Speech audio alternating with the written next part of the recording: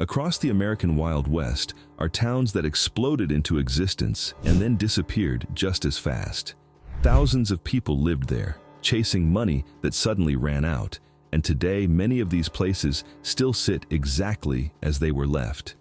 These are 13 Wild West ghost towns you didn't know still exist, and number 1 still shouldn't exist. Number 13, Bodie, Mono County, California. When a little girl's family told her they were moving to Bodie, California, she wrote in her diary, "Goodbye, God, I'm going to Bodie." The man who found the gold never even saw it. W.S. Bodie died in a blizzard the winter after his discovery, before a single building went up. A sign painter later misspelled his name on the town marker, and the mistake became permanent. Bodie was a gold mining boomtown in the high desert east of the Sierra Nevada, 8,400 feet above sea level, brutally cold in winter and merciless in summer. By 1879, it had 10,000 residents and 65 saloons. The term, "a bad man from Bodie," entered the English language as shorthand for someone genuinely dangerous. And just how dangerous was it?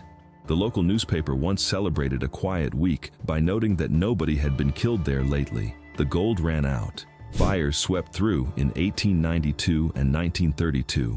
The last mine closed in 1942. Then California took over Bodie in 1962 and declared it preserved in a state of arrested decay. No restoration, no reconstruction, just stabilization.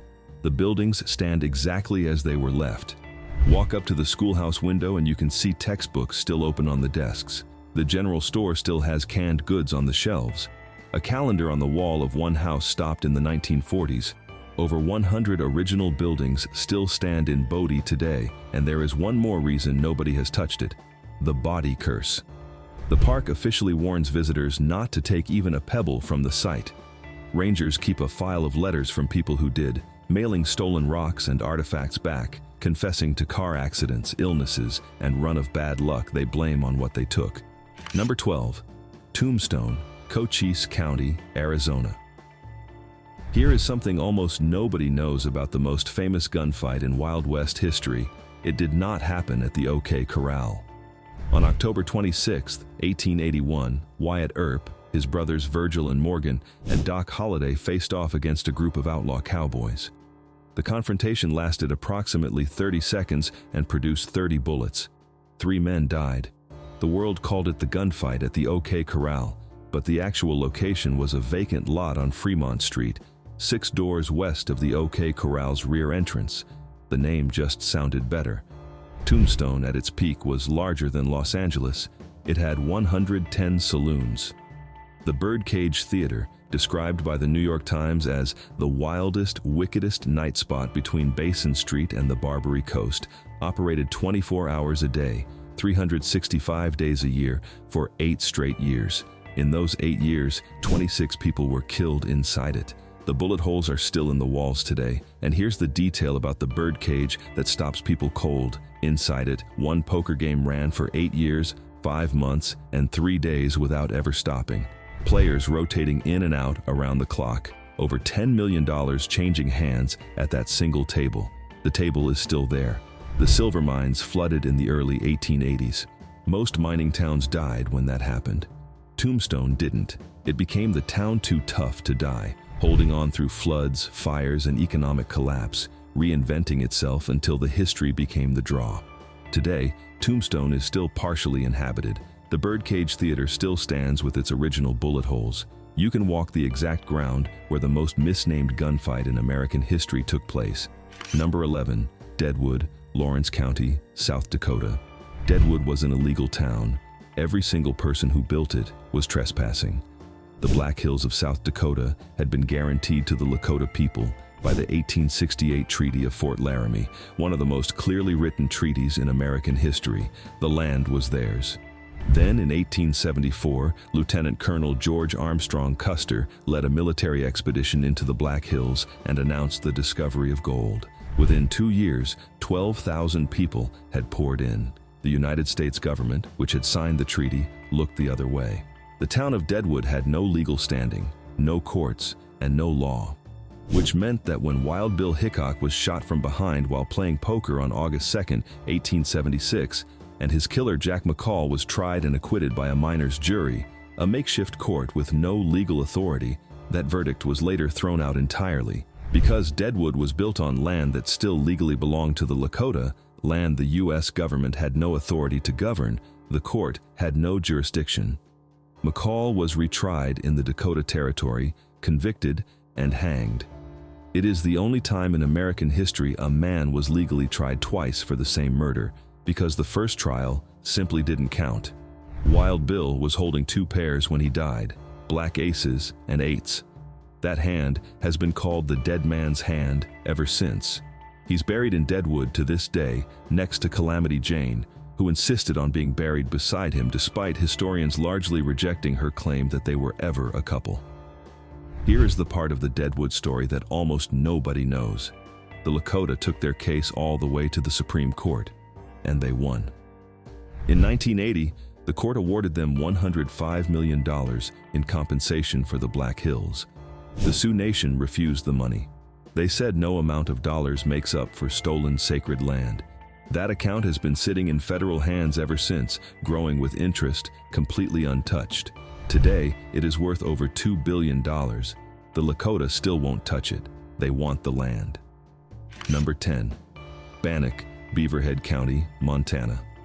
When gold was discovered at Grasshopper Creek in 1862, Bannack was immediately overrun by gangs who robbed travelers on every road in and out of town, sometimes in broad daylight. The town needed a sheriff.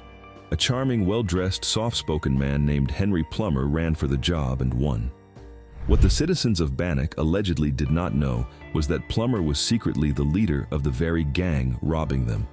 By December 1863, the vigilantes had had enough. In 42 days, they hanged 24 men. On January 10, 1864, they came for Plummer. His last recorded words were, "Give me a good drop," and they hanged him on his own gallows. But here is what the story doesn't usually tell. Some historians now believe Plummer was innocent. There was no physical evidence. The only testimony came from a man trying to save his own neck. The vigilantes were led by prominent Republican businessmen who had political reasons to remove Plummer, a popular Democrat. And after the hangings, the robberies did not stop. In fact, organized criminal activity in the area increased. Bannack became Montana's first territorial capital. Over 60 buildings still stand, and the vigilante code used to threaten suspects, the numbers 3777, said by some to represent the dimensions of a grave, is still embroidered on the shoulder patches of the Montana Highway Patrol today. If Wild West history is what you're here for, subscribe. We find these stories every week.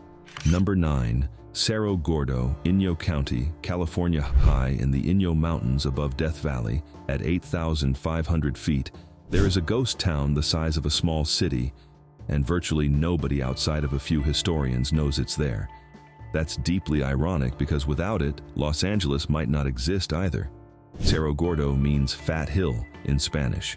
Silver was discovered there in 1865, and by the early 1870s, it was the largest silver and lead producer in the nation.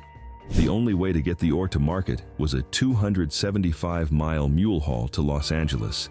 Those bars of silver pumped so much money into the tiny settlement that a local paper wrote in 1872.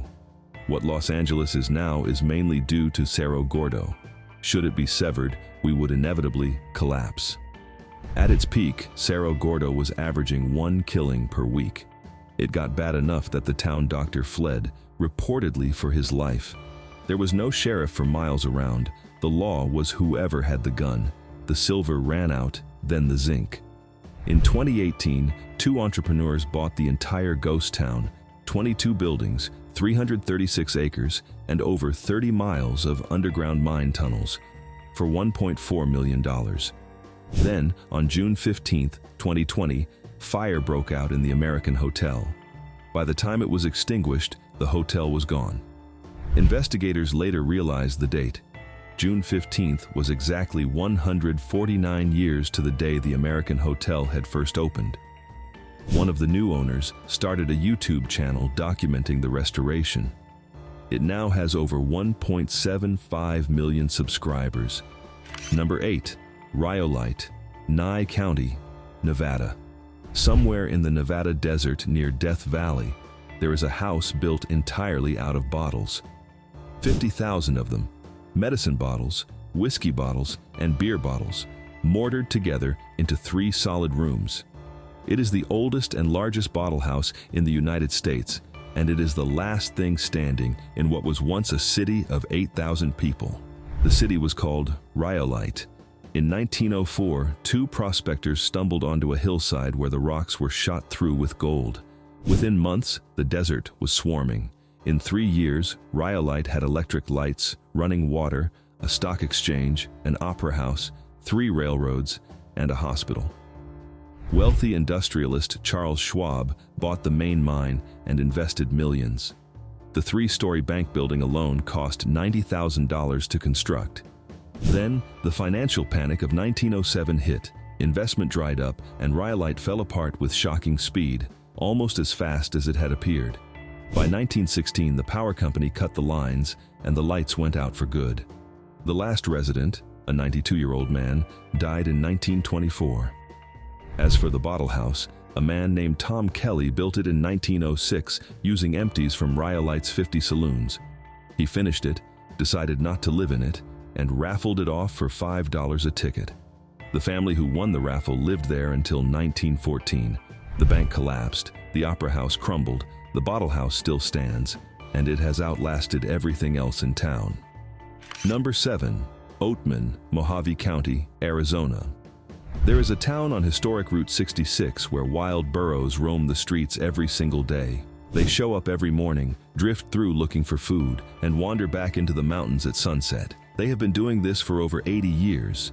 In 1942, the U.S. government ordered all non-essential gold mining shut down for the war effort. The mines of Oatman closed overnight. The miners packed up and left. But they couldn't take the pack burros they had used underground. Those animals were set free into the desert. They never left. Their descendants, more than 2,000 of them in the surrounding mountains, still walk into town every morning. Oatman boomed in 1915 when prospectors struck $10 million in gold. At its peak, it had 3,500 people. Route 66 kept it alive after the mines closed, until 1953, when a new highway bypassed the town entirely and Oatman nearly died again. The town's name comes from Olive Oatman, a teenage girl whose family was attacked while traveling west in 1851. Her parents were killed. Olive and her sister were taken captive. Her sister died. Olive survived 5 years, was tattooed on her chin in the Mojave tradition, and was eventually released in 1856. She spent the rest of her life trying to be ordinary, rarely speaking of what happened. When she appeared in public, she wore a high-collared veil, because white society considered the tattoo shameful. She died in 1903, and the town that carries her name has no idea how extraordinary the woman behind it actually was. The town named after her still stands, full of tourists and burros and a hotel room where Clark Gable spent his honeymoon in 1939. Number 6. Calico, San Bernardino County, California. In 1881, 4 prospectors left camp near what is now Barstow and found silver in the Mojave Desert. The hills were streaked with so many colors they named the town after calico cloth. Within a few years, Calico was producing 70% of all silver in California.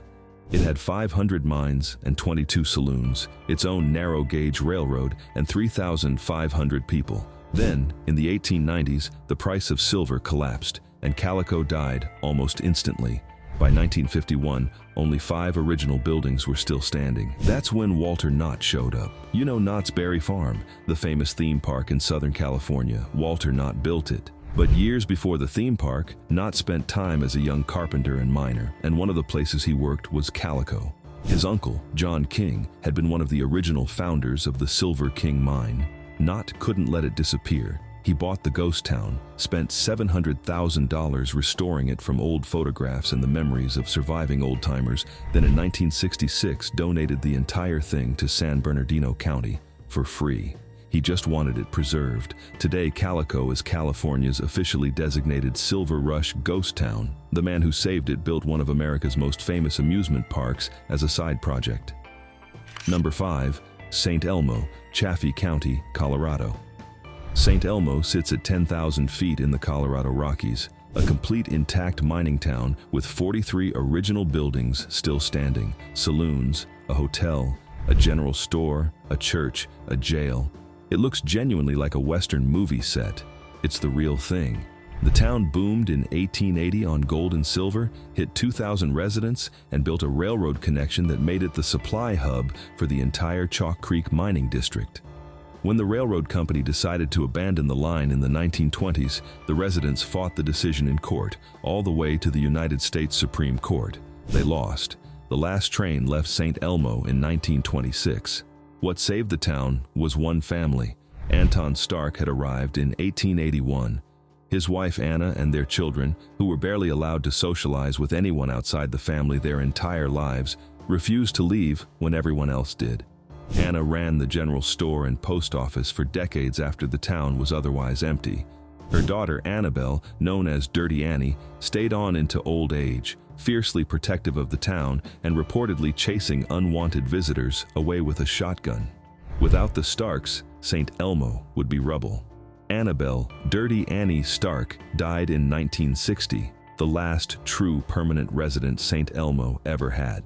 She had never married, never moved away, and by the end had never known any other life. The general store her family ran is still open every summer today, run by their descendants. Number 4. Terlingua, Brewster County, Texas. Most Wild West ghost towns were built on gold or silver. Terlingua, Texas, was built on something stranger, mercury. Deep in the Big Bend Desert near the Mexican border, miners in the 1880s discovered the mountains were rich in cinnabar, a brilliant red ore from which liquid mercury, called quicksilver, is extracted. During World War I, Terlingua provided 40% of all the mercury used in the United States. At its peak, the Chisos Mining Company employed over 1,000 workers, mostly Mexican and Mexican-American men who had fled the violence of the Mexican Revolution. The town had a hotel, a company store, a school, and a dance pavilion. It also had mine shafts descending into 23 miles of underground tunnels filled with heat, toxic fumes, and mercury vapor that caused a condition called salivation. The gums would swell, the teeth would loosen and fall out, and the mouth would fill constantly with saliva. When the war ended, mercury prices collapsed. The company went bankrupt in 1942. The town emptied. The surface buildings were sold for scrap. What's left is unlike anything else in America. The ruins are built of flat desert sandstone rather than wood, which means they haven't rotted. They've just dissolved slowly back into the landscape. And the cemetery is unforgettable. More than 400 graves marked with handmade crosses decorated with beer bottles, rosaries, and folk art. Every year on November 2nd, the living gather there for Dia de los Muertos, lighting candles in the dark, one by one, across the hillside, under the Chisos Mountains, and a vast Texas sky. Number 3. Virginia City, Madison County, Montana. Virginia City has one of the strangest origin stories of any town in the American West. When gold was discovered in Alder Gulch in May 1863, the miners who arrived first were largely Confederate sympathizers. This was the middle of the Civil War, and they named the new settlement Verena after Verena Davis, the wife of Confederate President Jefferson Davis. The name did not survive. A federal judge from Connecticut, visibly unimpressed, changed it to Virginia City upon registration. The miners were not consulted. The town boomed regardless. Within 2 years, it had 30,000 people and became the territorial capital of Montana. The richest loose gold discovery in the Rocky Mountains was named after a Confederate president's wife, dug out by Confederate sympathizers, and the money went to the Union Army. The vigilante era arrived at the same time as nearby Bannack. The Montana vigilantes hanged 24 men in 42 days. The town survived, became the capital, then lost the title to Helena in 1875 and slowly emptied. By the 1940s, Virginia City was nearly gone. A couple named Charles and Sue Bovey began buying buildings block by block, saving what was left. Today, over 150 original Gold Rush-era buildings still stand, and you can walk the same street where the vigilantes worked, still called the most violent stretch of road in territorial Montana.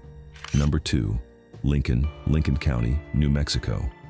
On the morning of April 28, 1881, Billy the Kid was sitting in a second-floor jail cell with leg irons, handcuffs, and 2 armed guards. By noon, he was gone.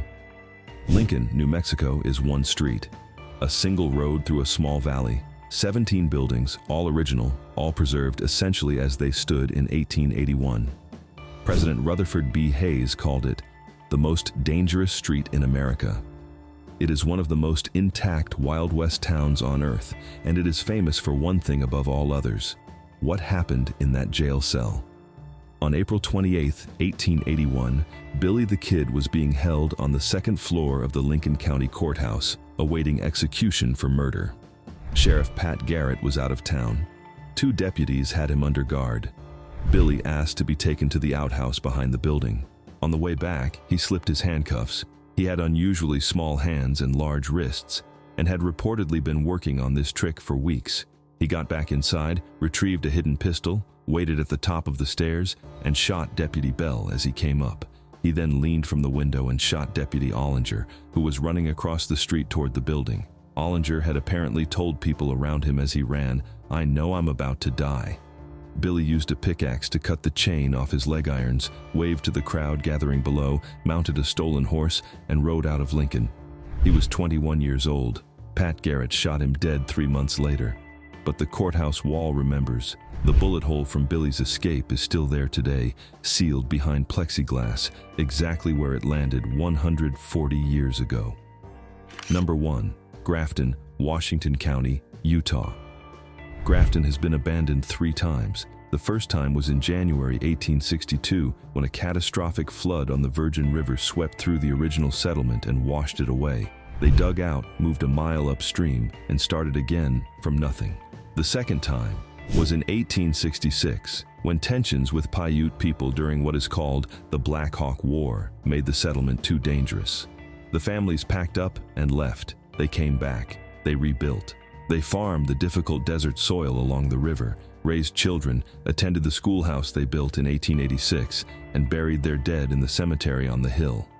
The graveyard holds over 80 graves for a town that never had more than a few dozen people at a time. A marker there reads, "Taken by epidemics, tragic accidents, and by the friction caused when new folks rub up against old." The third abandonment came slowly through the early 1900s. Floods, failed crops, the death of the farming economy. By 1945, Grafton was completely empty. It has been empty ever since. Today, Grafton is said to be the most photographed ghost town in the American West. 4 original buildings still stand against the Red Canyon walls south of Zion National Park.